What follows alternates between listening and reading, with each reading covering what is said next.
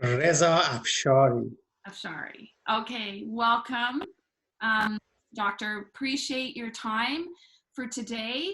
And I know that this will be such a wonderful educational offering for all the nursing students that I teach. And so without further ado, I will get started. So this is often a question I start with. What drew you to becoming a physician, epidemiologist, and research leader, just to name a few of the many hats that you've worn in your life, vocation, and career? Hi there. First of all, thank you for inviting me to have a discussion. Maybe it was 40 years ago, 35 years ago, that I was a teenager in Central Asia. And when I wished to do something important with my life, you know, at the time, very naive, I thought that I can change the world by helping other people. And so I was thinking, you know, becoming a physician would be able to help. And I studied medicine, graduated there, and I went to the rural areas working with poor people in Asia and in Africa, in Soweto, for example, in South Africa. And I enjoyed this type of work. I was able to say that I can make a change, and no matter how much small it is, but it's what I can do. So it was inspiring for me to be in the field of public health and you know, helping people whenever I thought that a patient cannot sleep, and I help him to sleep, or have pain, and I give him painkiller, and he or she feels relieved. That was a joy for me.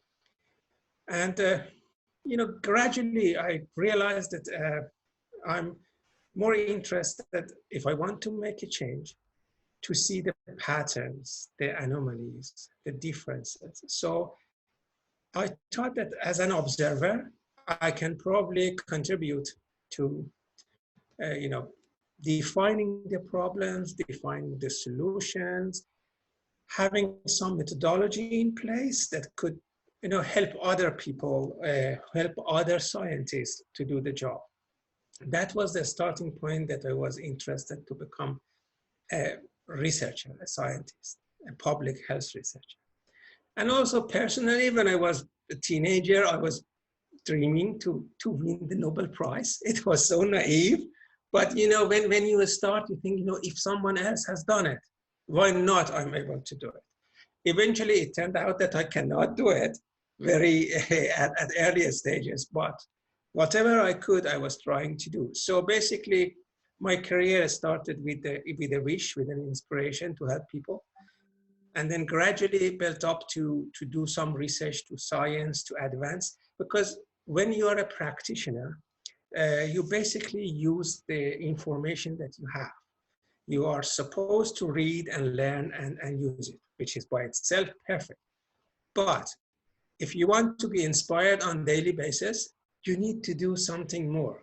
Research is one of those. Because every project that I start, I've started with passion. I'm getting interested in it, you know, and I follow it. And if I lose interest in it, I mean, that's the point that I'm going to start another project. So for my own sake, and for the goal that my dreams, I started working on research projects, and particularly epidemiology, because it gives us tools and methodologies that you can define everything much better. If you want to know what is the differences of the background differences, that every phenomena has a up and downs, when the up or downs is important. So that you need some tools, statistical, methodological, computational abilities to show that. And that was research and epidemiology.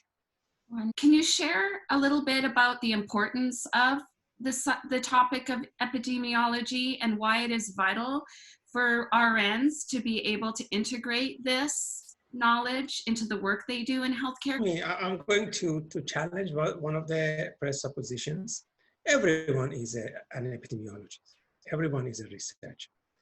So basically, although having some tools and information and expertise will help someone to do a better, more wider and deeper studies and come up with, perhaps superior solutions.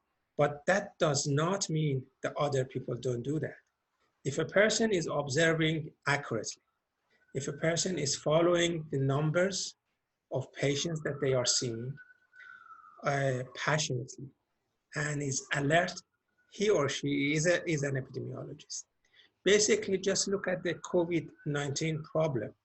Now we test people, but 2 months earlier, prior to this happens, there were an increase in the number of flu-like syndromes who were admitted in the hospital. And it was supposed to be picked up by the health system. If someone has noticed that in their county or in the place that they are working, now you see more respiratory distress in the wards. Now you see some people with disproportionately higher number of patients are coming with a particular symptom, in this case, respiratory symptoms. So that's then epidemiologic work. We don't need to do a degree in epidemiology to become an epidemiologist.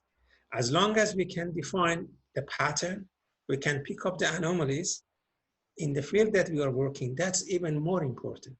Eventually, when COVID-19 was discovered, it was not by the epidemiologists. It was discovered by the nurses, by the physicians who were working in the front line. They discovered that something is wrong. The process that is going on is deeper. That, let's say, the death rate is higher, the number of patients who are admitted and getting complicated are more.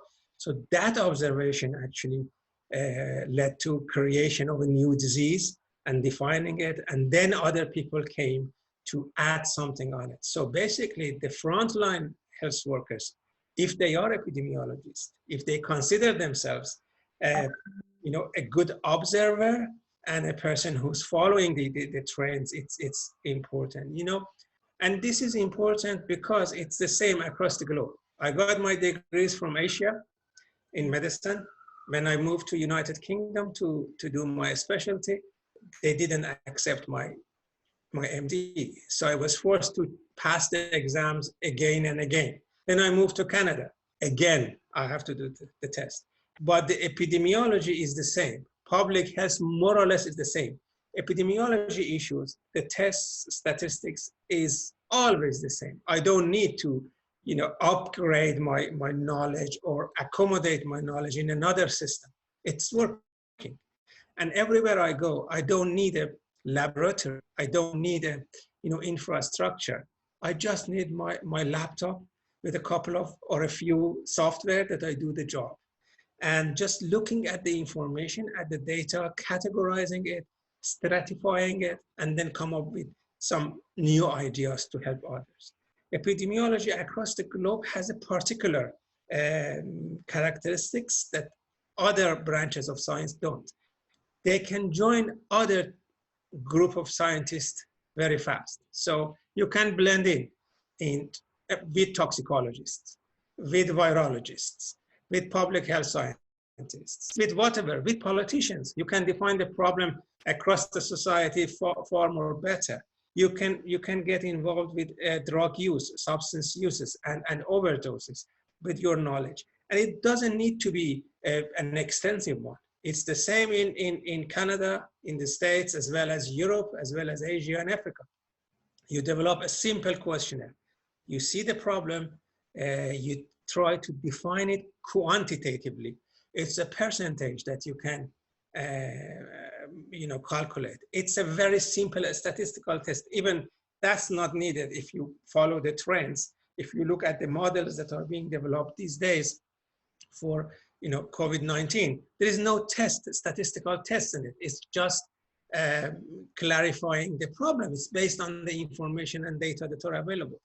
So I would say that not only it's doable for the frontliner nurses and physicians to do that, it's actually essential, and it's the most important one. Unless a frontline health worker at any stage, at any level, anywhere in rural to the tertiary hospitals, notices something in public health, such as the COVID-19 at the first time, no one else will try to work on it. So I consider, and I'm hopeful that all the nurses are interested, are passionate about it, and look at the data in a way that could be used for developing the science, for better understanding of the problems and coming up with solutions.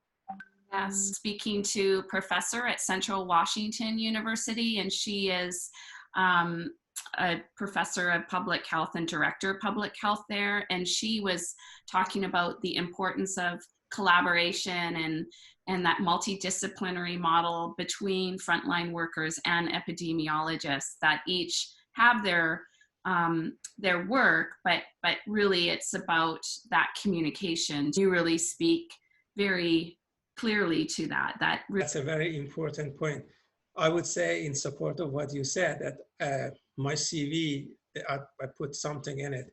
One important sentence, which I'm very proud of it, is that I have published articles with more than 100 scientists.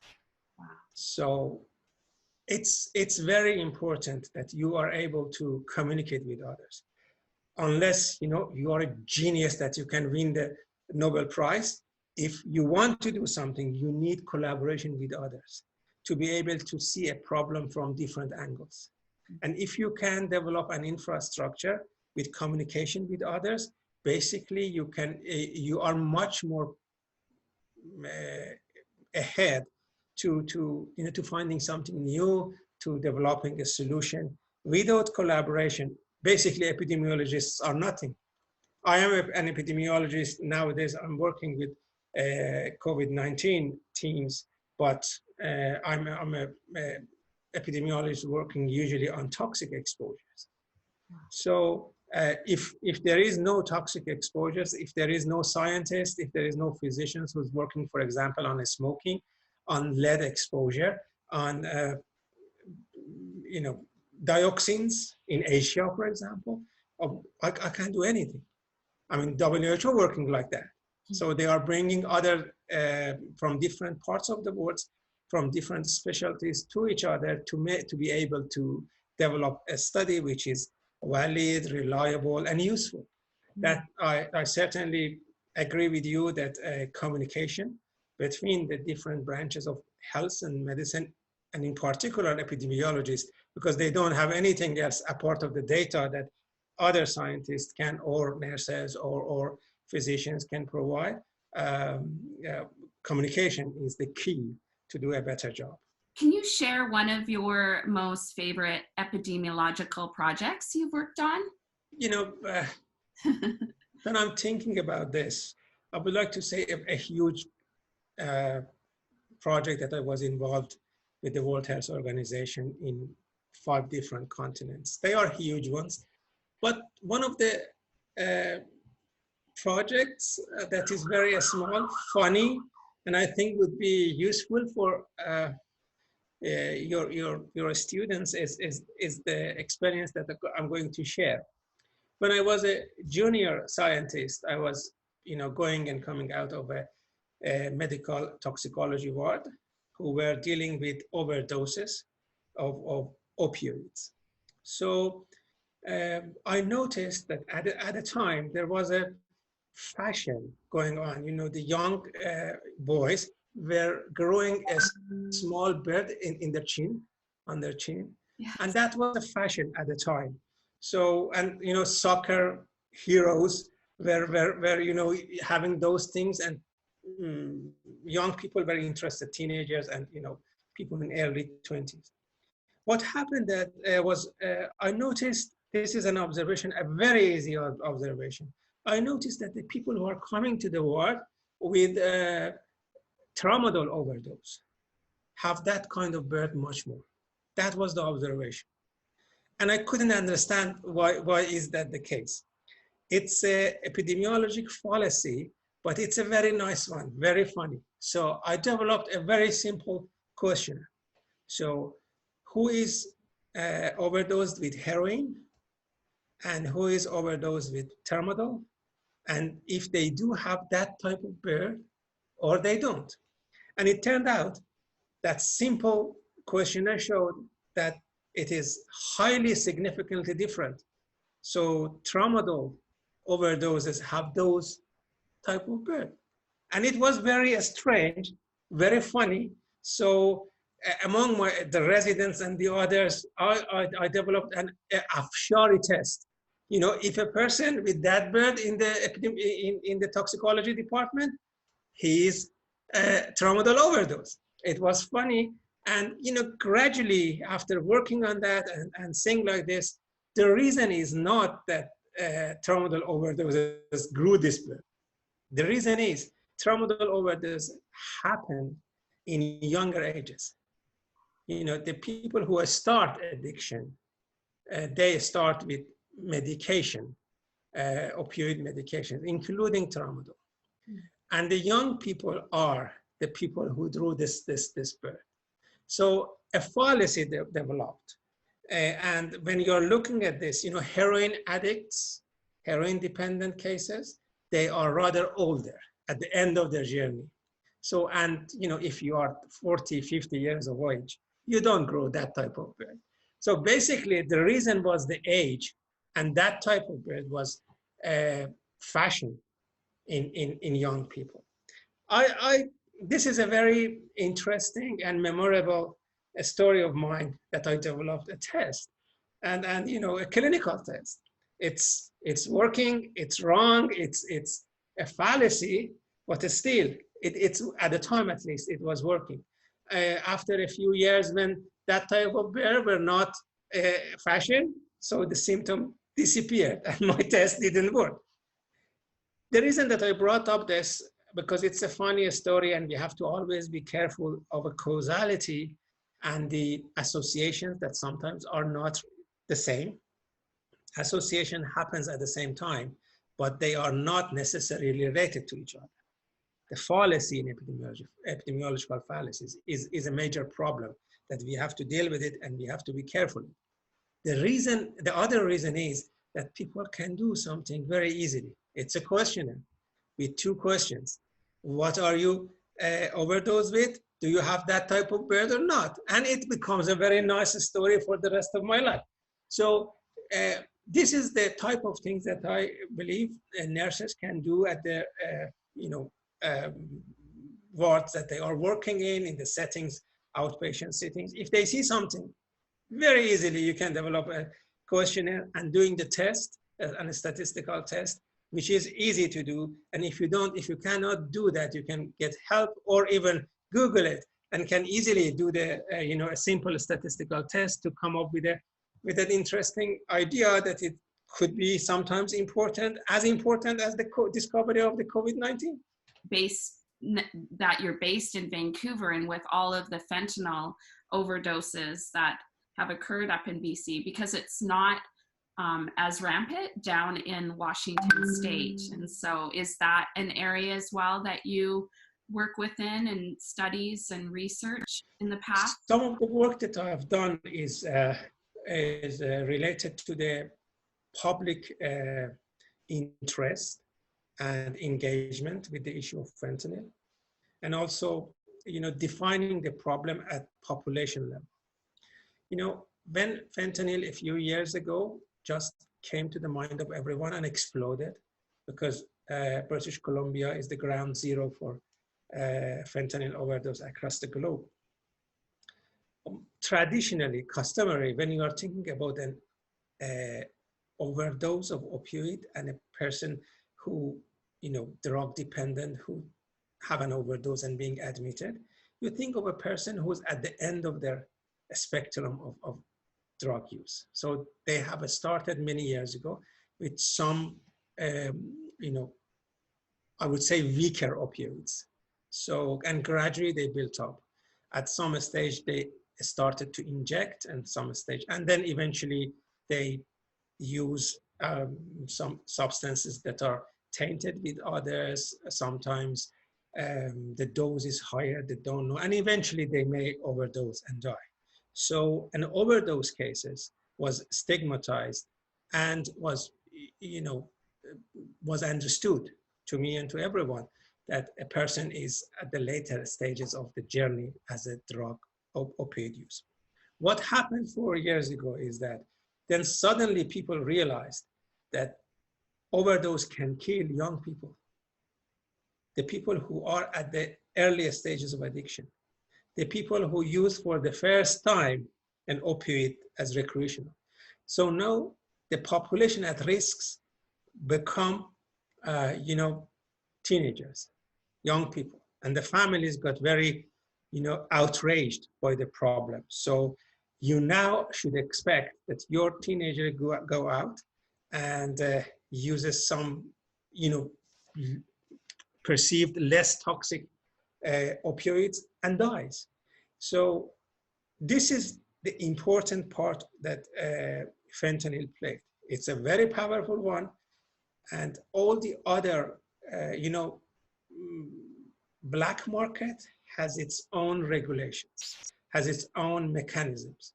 So people who buy a substance in black market, if the substance is not effective, if they don't feel high with it, so they are not gonna, use the same dealer.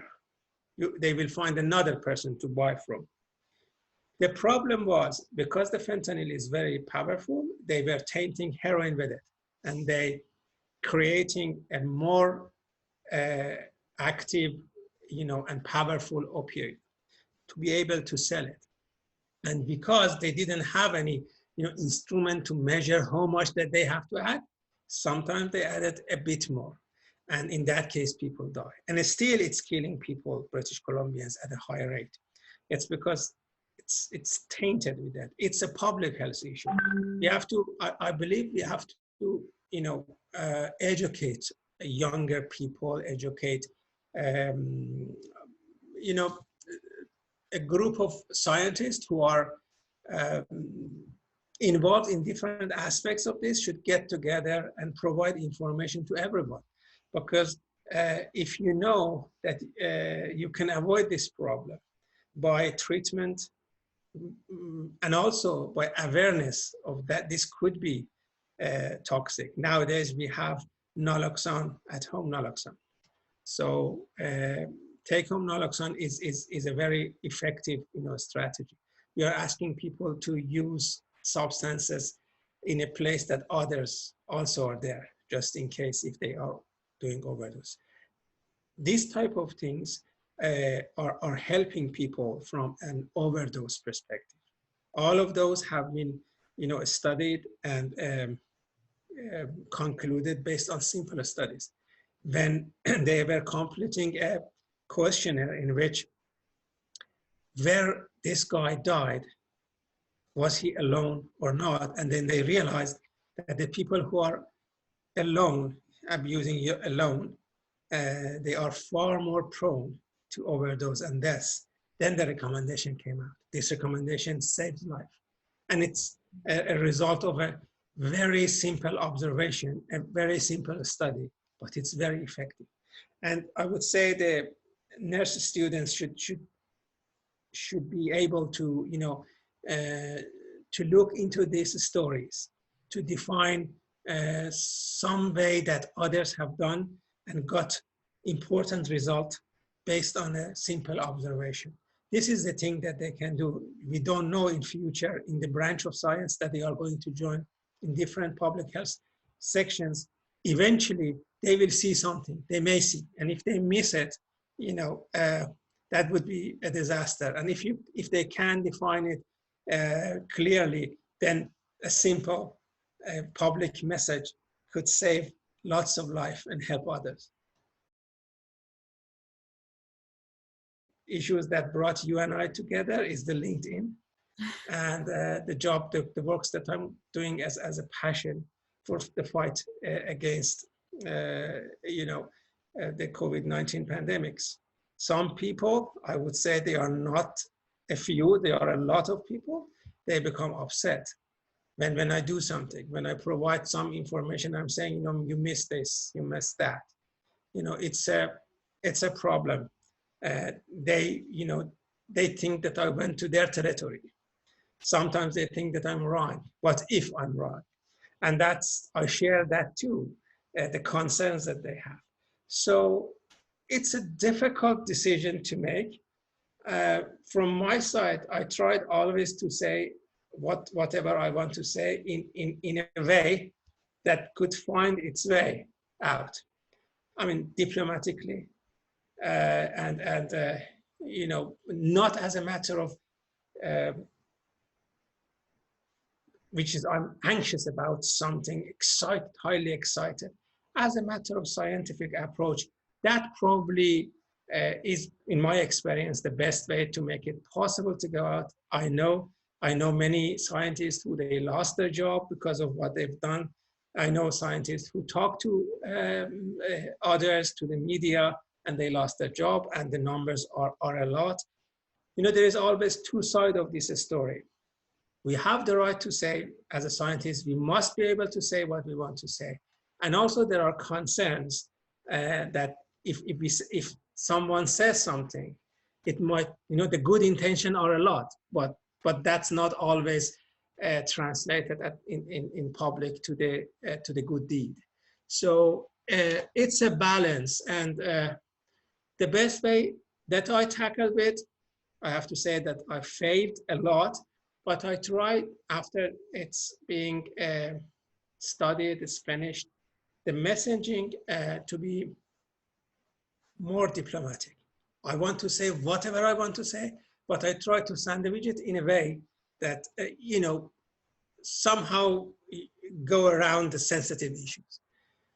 I hope that there will be a day that everyone in any, you know, institutes, private or governmental, in the research facility or the university, say something. But I understand also the limitations that the others have. And, you know, these days you are hearing about the fake news. So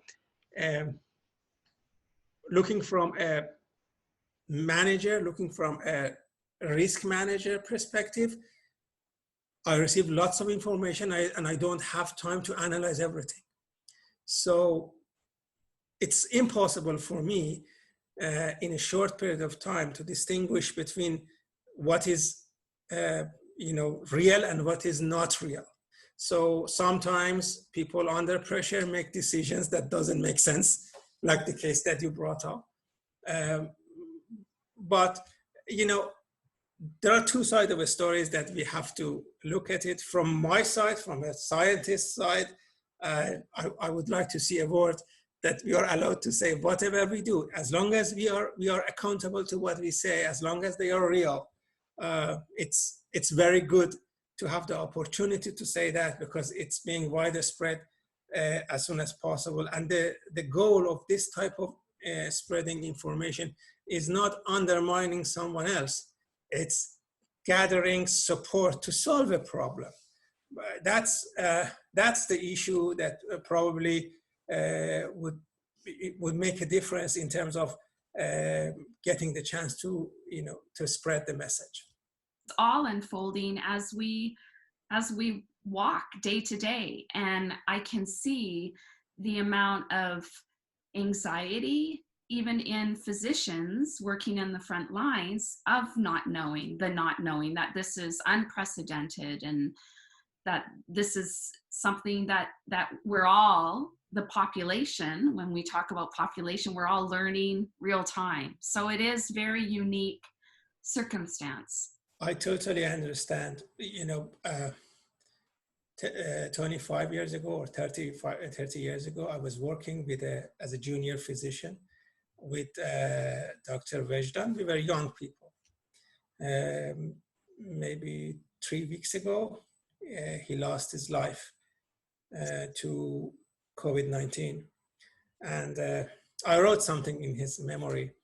I shared the pain, and that night that I was notified that, you know, he died. And, you know, one of my other friends shared a video from him before they were going to, you know, intubate him, and he gave us a salute. And I remember that for the rest of my life. And I totally understand the difficulties that people have. And I absolutely feel that I hope that there would be a day that the maximum accountability from our side and the maximum acceptability from the managerial side, could, go between. There are pains, that people are anxious. If they say something, if they do something, it's not because they are, angry people. It's because they know that it's difficult. It's threatening their livelihood. It's threatening their, profession, their friends, their families. So it's frontline workers who are being exposed to COVID-19. They can take the virus to their homes, to their grandmother, to their grandfather, to their parents, their children. So basically, it is a highly sensitive issue from both sides. I don't have a clear answer to this apart of just balancing the issue. I understand both sides.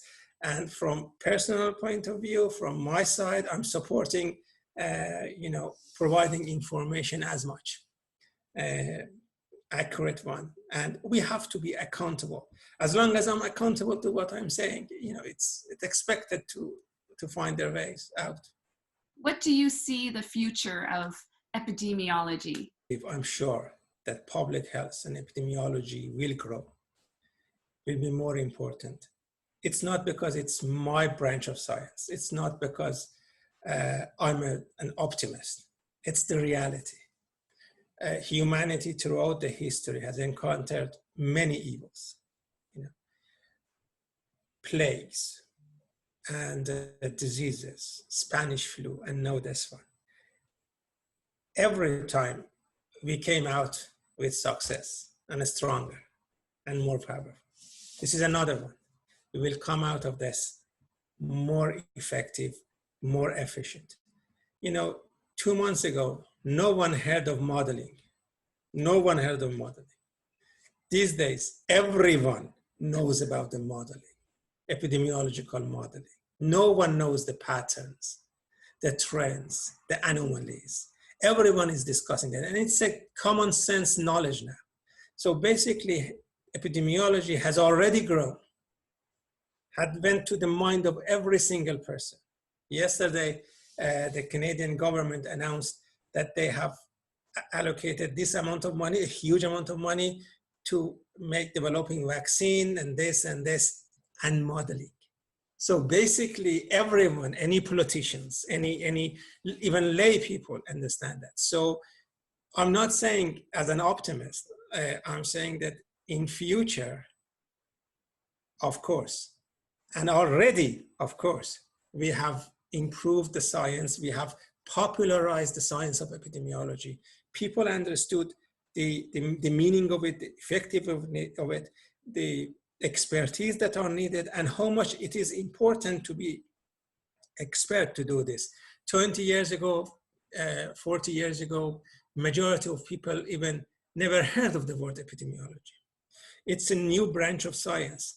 I was graduated, I've done my MSc and my PhD at the University of Edinburgh in Scotland.